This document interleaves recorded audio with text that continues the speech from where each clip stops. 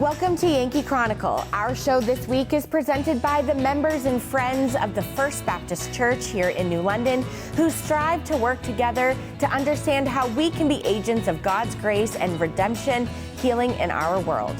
Pastor Charles Glidewell will join us for a little background on the importance of this venerable institution to our community. Elise Bundy and Laurie Prewandowski, along with a couple of students, will show us the Kearsarge Regional Middle School STEM program while flying drones. We'll hear from the team at MainStreet Warner Inc. moving forward in their renovation of the old Masonic Lodge Building as they make it another gathering place for entertainment and meetings in our area. And we'll close with Kate Luppold from Newport's Library Arts Center. She'll give us a recap of this year's Pie and Crafts Festival. But first, a few words from the good businesses that make it possible for us to continue YCN, your local view. Please stay with us.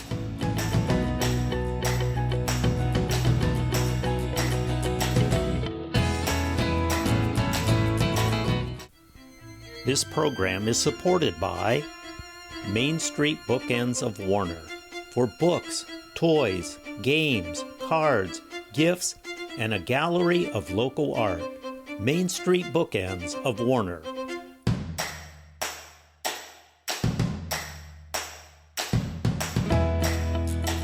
Welcome back to Yankee Chronicle. I'm your host, Abby Peel, coming to you from the First Baptist Church right here on Main Street in New London. You know it well if you drive down Main Street. And I'm now joined by Pastor Charles Glidewell here. Hello, Pastor Charles. Hi. How are you? I'm doing terrific. Thank you for hosting us. It seems about this foliage time every year we come and say hi to you. We're making a habit of this. I love it. Let's get right into it because there's a lot happening here. You just recently had your Faith in Blue event that we talked to you about a few weeks ago, but how did it go? Yeah, our third annual. It went well. One of the things that we were pleased with this year is Chief Cobb wanted to reach out to some of the other police municipalities. And so it wasn't just New London. We had representation from some of the surrounding police stations. Amazing. Talk about the importance of that event. Why partner with the police station? Yeah, so actually this is an event that occurs nationally. I didn't know anything about it. The chief reached out to me, said, hey, there's this thing called Faith in Blue. Would you like to maybe take a look at doing one here in New London? I checked it out and I thought it was a great idea. And basically the core idea is just to put the local citizens in touch with the local police officers. Amazing. And we, we're reminded that yes, they're police officers, they're also fellow citizens. They're human beings. And so it's just a great way to connect. Well, and it helps that you're neighbors across the street together. Yeah. But also there's got to be a lot of overlap. I mean, you need them and they need you for a lot of the resources that our community needs. Yeah. No, for sure. And they're, our police department is terrific, wonderful resource. Definitely. Yeah. Right before we started, I asked you how long you've been here, and you said you just started your 13th year. 13th year. So you're in a good rhythm, I would hope, 13 years in. In a good rhythm. You're always trying to find your rhythm in pastoral ministry. Sure.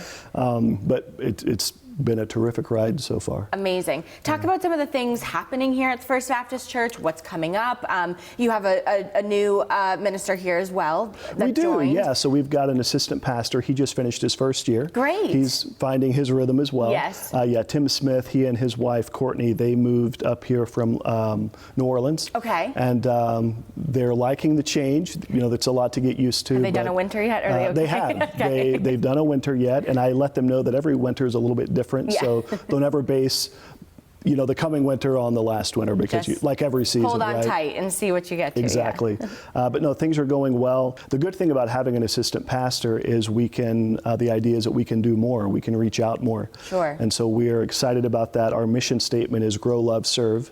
And people around here, I will say, at FBC love to serve. We are always having conversations that revolve around what can we do to help? Definitely. How can we be a presence in people's lives, in the community, to add value, Sure. to give hope, to be peacemakers, to introduce people to the gospel. Whatever way we can do that, we're glad to do it.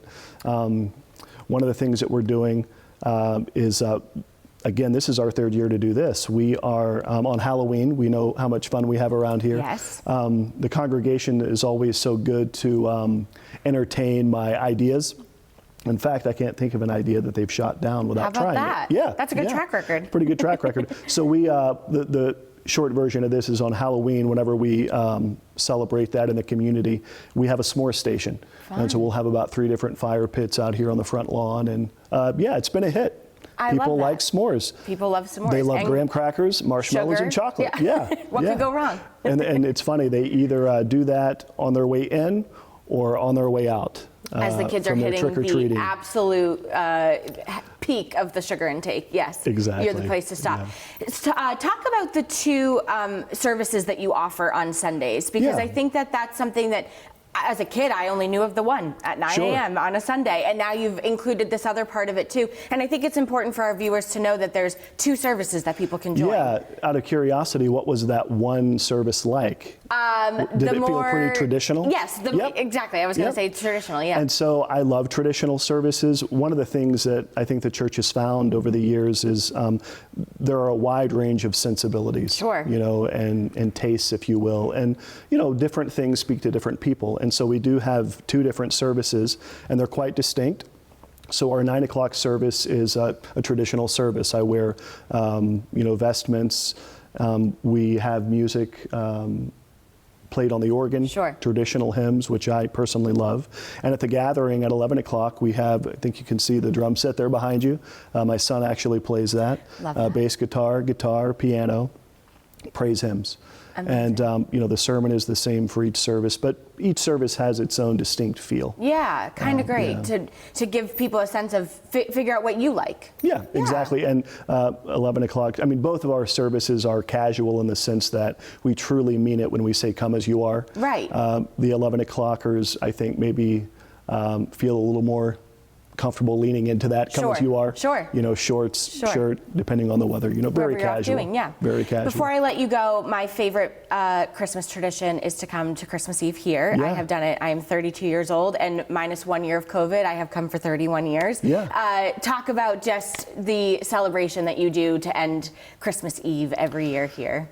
That is a special service, It isn't is. it? It's a wonderful thing for me to kind of step into, knowing the history that this church has done that for I don't know how many years. A long time. A long time. And so for me to be able to step into that and lead people in worship on Christmas Eve is really wonderful. Of course, we'll plan on doing it again. The readings, the wonderful hymns that we sing, the candle lighting at the end. Is breathtaking. I don't remember why we did not end up having the living creche last year. I believe weather. I think it was weather. Yeah. And some of my own people here, they were really disappointed, and they talked about back in the day how they did not let weather stop them. So I think no matter what the weather does this year, count on a living creche. You've been scolded, I think. Yep, they wanted it rain or shine. People missed their living creche, that's right. And it is a special. Well, that is on a personal note, but I think that the Christmas Eve service is something that everybody should come to, because it's just an hour of just breathtaking Christmas spirit, and you leave here and just, okay, now I'm ready for Santa. I remember thinking, Mom, we gotta go home because Santa's on his way, and so such a fun way to celebrate Christmas every single year. It is. Pastor Glidewell, always great to chat with you. When we return, Laura will be back on the road at the Kearsarge Regional Middle School, visiting the efforts to bring students closer to real-world applications of their learning. We'll be back after these messages from one of the businesses that underwrites your Yankee Chronicle on YCN, your local view.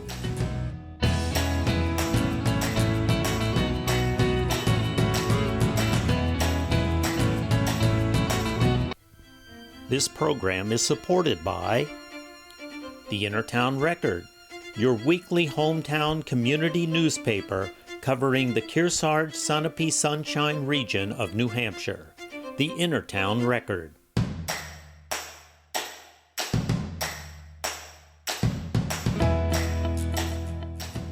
Welcome back to your Yankee Chronicle. I'm Abby Peel, your host. The Kearsarge Regional Middle School was one of 4 rural schools selected to participate in a 2-year pilot called Take Flight to promote STEM lessons to students. Drones were intentionally selected as the tool because they're engaging and relevant to many careers. Beginning in January of 2023, 18 students participated in lessons created to promote STEM to all students, but with a particular focus on engaging girls. KRMS is the proud recipient of a Robotics Education Development Program grant from the New Hampshire Department of Education. Recently, our Laura James got to visit the workshop at the school. Welcome back to your Yankee Chronicle. I'm Abby Peel, your host. The Kearsarge Regional Middle School was one of 4 rural schools selected to participate in a 2-year pilot called Take Flight to promote STEM lessons to students. Drones were intentionally selected as the tool because they're engaging and relevant to many careers. Beginning in January of 2023, 18 students participated in lessons created to promote STEM to all students, but with a particular focus on engaging girls. KRMS is the proud recipient of a Robotics Education Development Program grant from the New Hampshire Department of Education. Recently, our Laura James got to visit the workshop at the school. Thanks so much, Abby. You are really keeping up with technology. Tell us why we're here and what we're doing today. So last year, Chris Garrity, who's a assistant principal at the high school, had reached out to this company called CAST. They do universal design for learning, which is firm goals, flexible means, like having students not have barriers to their learning. And he was just looking for some samples of things to do, and the person said, you should apply for this drone program, and he sent me the information. And so what they were looking for were schools in rural New Hampshire that would promote STEM, specifically drones, to all students, but with the caveat of females, getting them more interested at the middle school level in STEM careers. When I was a student in middle school and high school, there was a traditional one way of learning and one way of teaching. And if you didn't fit into that little box, then you were often felt less than, because we all think differently about math, language, art, science, social studies. And I was one of those ladies. And so UDL is what we refer to it. UDL, Universal Design for Learning, is what we have adopted, and we are using it across the district. And it is teaching students how they best learn in their own learning style. You know, we just did interviews about competency-based education, and that's really what Kearsarge is using. This must tie in, right, Mrs. Prewandowski?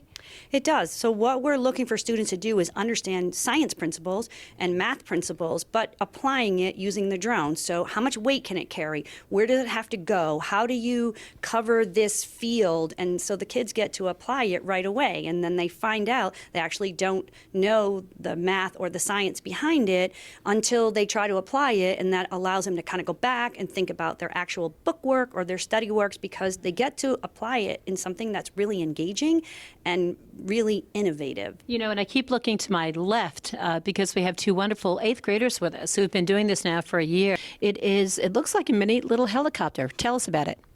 So this is one of the drones that we've been working with for the past year now, and we've learned about airspace and how to control them really well. Some of us have learned to flip them over and do really cool tricks with them. Now, we're in a relatively small space. Is it hard to maneuver them here? It definitely is, but once you get enough practice with maneuvering them with the toggles, it will get easier. So you're working with the drone as well. So when you have to maneuver these around the room, how is that done? Well, I found when we started, we were in this smaller space, so I was able to get an idea for moving around especially with these poles in the way. And then eventually we moved out into the bigger library out there, and everything got a lot easier. So first you want to take the actual drone, and on the bottom there's this little kind of gel plastic power button, and you want to hold that down until it turns red. And you'll see everything kind of lights up. So you set the drone far enough away from you that you won't get attacked. When you fly, how are you thinking about what's below you? What are you thinking as you are the drone pilot? While I'm flying the drone, I usually am thinking about what's in front of it and which way it's turning, because if the drone is facing you and you pull the joystick away from you, it will come towards you, which wouldn't exactly be good. But when you're trying to go through a bunch of things that are like near the ground and like chairs that are out in the library, you will eventually like be able to like zigzag around them, go under them, over them. Go under them. Mm-hmm. That's impressive. Wow. I'm looking at this pole thing. Wow, that would be quite the obstacle. Mm-hmm. So. As part of the curriculum, what we were charged to do was let the students see career opportunities. So there were specific tasks. So at one point we tied paper lungs to the drones. We were delivering them to hospitals for transplants and stuff like that. Yeah, drones are already doing that. They've already done that. And so the students watched a video about it, and then we try to simulate what it would take for talent and skill to learn to do that as a career. So absolute goosebumps. I could picture this flooded area, and you were really flying right to the rooftops. Yes, could be very special in real life situations. Yeah, really important. And Jack, airspace, right? Airspace. You were in each other's airspace.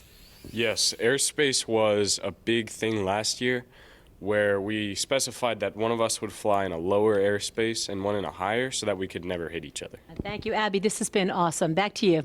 Wow, a great way to learn. As part of this $13,000 grant, KRMS will be creating a drone club, which will meet during the Markers Place sessions on Thursdays in KRMS's library and the STEM lab. When we return, we'll get a look at work being done at the old Masonic Lodge Building in Warner. So keep tuned to YCN, your local view, after this message from another supporter of your Yankee Chronicle. Wow, a great way to learn. As part of this $13,000 grant, KRMS will be creating a drone club, which will meet during the Markers Place sessions on Thursdays in KRMS's library and the STEM lab.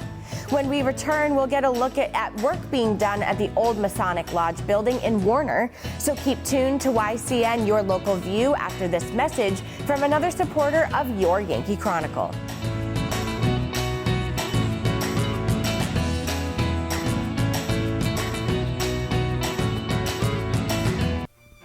This program is supported by H.R. Clough and Kearsarge Heating.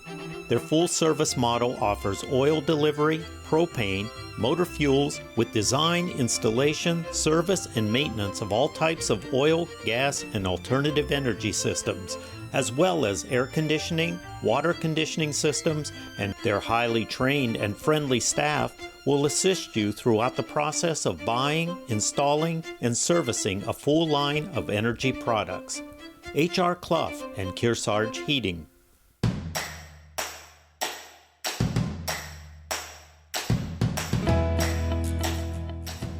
Welcome back to your Yankee Chronicle. This week we are presented by the First Baptist Church here in New London, where they believe in the power of prayer and seek to practice this both corporately and privately in their daily lives. The Harris Masonic Lodge was housed in an old church building and was acquired by MainStreet Warner a couple years ago. Let's go inside and see what's happening. Thank you, Abby. This is an historic building. It's been in Warner for a very long time. It was built in 1833 and first served as a Baptist church, and in 1864 was turned over to the Masons, who ran it as the Harris Lodge until they turned it over to us in 2020. Their interest in turning it over to us corresponded with our longstanding interest in MainStreet Warner for promoting community spirit here in Warner through education, through the arts, and through providing spaces that allow the community to gather and interact with one another. So we have this gorgeous building, and we're very excited about the purposes to which it might be put. And we've turned to Jason for his help in transforming this old and historic place in the center of Warner into a new performing arts center and community gathering place for this town. It's been a real privilege to be brought into this process here in Warner. I've had the opportunity to work on a number of historic buildings in surrounding towns, and this is a real gem that you have acquired and are in a position to help bring into the future. So over time, a number of layers have been added to this building, and we're kind of at the point where we're starting to peel some back. The 1964 types of renovations that had occurred, where drywall was introduced, where everything had previously been plaster. Some of the windows had been boarded over, so we're really thrilled to be able to experience them again. And we've tried to give a nod to some of the original architecture and preserve as much as we possibly can. At the same time, as an assembly space, we're looking to ensure that we have, proper ventilation, that all of the framing is adequate to support everybody as we're in here, connecting and engaging. And then it's really terrific that the Masons in the 70s were able to establish a kitchen space here, so that will be an integral part of the future use of this building for performance, nourishment, and hopefully edification. A general sort of 2-year understanding about the completion of the entire project, but we have spoken recently about trying to finish the community kitchen within about a calendar year.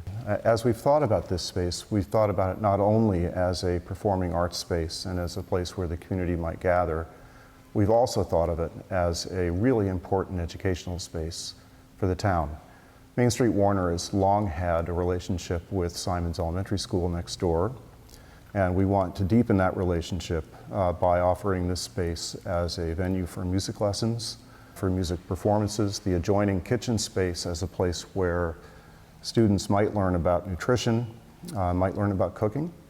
And we even envision down the road this as a space where writers and other interesting speakers might come to share their thoughts with the assembled citizenry of Warner and from those people who are interested in adjoining towns. And that we think will make a difference to Warner for a very, very long time to come.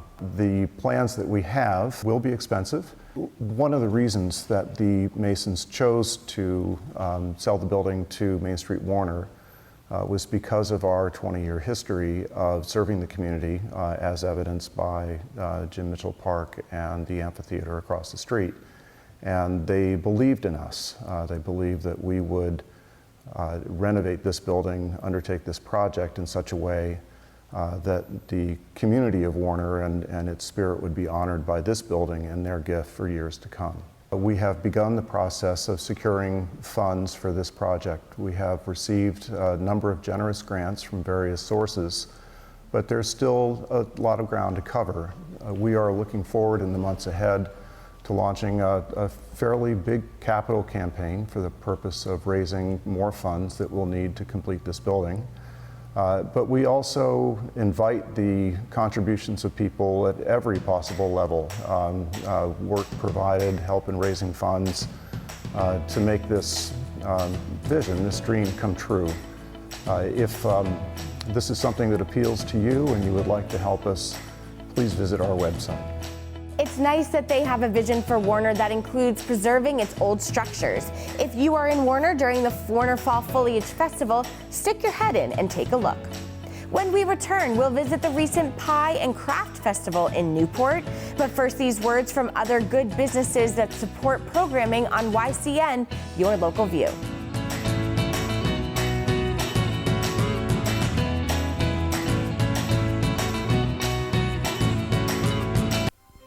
This program is supported by Echo Communications, a digitally integrated commercial printer and mailer located in New London, New Hampshire since 1997, with roots going back much further as the country press, AccuMail, and the home of the Kearsarge shopper. Echo Communications.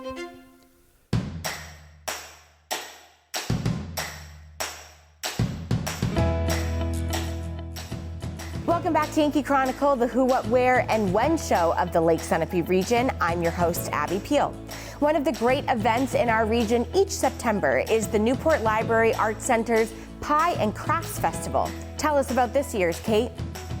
This is the 49th Apple Pie Crafts Fair hosted by the Library Arts Center on the Newport Town Common in the heart of downtown Newport. We're thrilled to have hundreds of craft booths set up on the Common.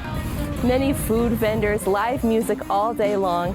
The Apple Pie Crafts Fair boasts an amazing sale of homemade pies made by hundreds of local bakers who donate pies, all of which are sold, the proceeds of which benefit the operating funds of the Library Arts Center. There is a much enjoyed pie contest every year, and we have an esteemed panel of judges chosen from community members in town, and pie bakers who bring in their prize-winning pie and get the best bragging rights in town if they win. The first place winner of this year's apple pie contest was Sarah Bacco of Newport. We're very excited for her and very grateful for her donation of pie to the fair. The Apple Pie Crafts Fair meets a huge point of the mission of the Library Arts Center. It works to build community through the arts, bringing people together on the common in an old home day sort of setting where thousands of people come together to celebrate homemade craft, visit community, and make community together. It also serves another wonderful function that the Arts Center strives to bring to the town and to the larger region, which is economic development through the arts and arts economy. This fair definitely does that for the community, and we're very proud to be bringing that to Newport. The Apple Pie Crafts Fair can always be counted to fall on the 4th Saturday of August. People can mark their calendars years in advance and know that they will always be coming to a little piece of Americana in downtown Newport.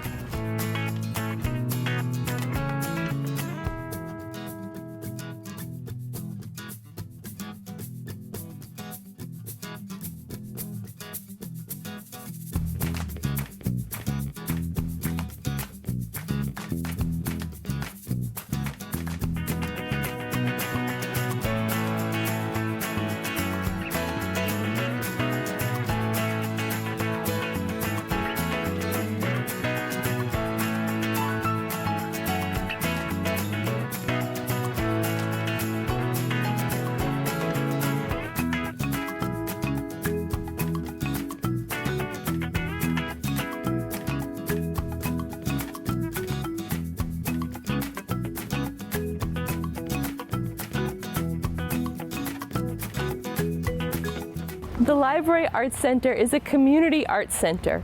We have a gallery, studio, performance space. We also have arts that come out into the community, such as the Library Arts Center's Apple Pie Crafts Fair, mural projects, and other community arts projects. All Library Arts Center programs are designed to build community and local economy through the arts.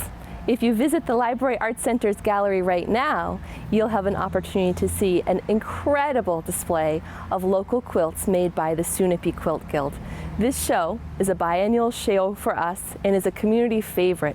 It draws people from all over the state to our gallery to enjoy a gorgeous, gorgeous display of a wide variety of quilts made by the Guild members.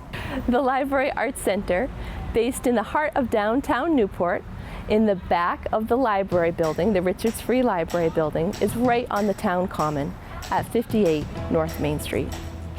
If people would like more information about the Apple Pie Crafts Fair or the Library Arts Center, please visit libraryartscenter.org. Thank you, Kate. Mark your calendar for next year's festival. I want to thank the First Baptist Church here in New London for hosting us today. Their church is one in which people grow in Christian faith, walk in Christian love, and practice Christian service. Tune in next week at the same time as we step aside to bring you the Warner Fall Foliage Festival Parade.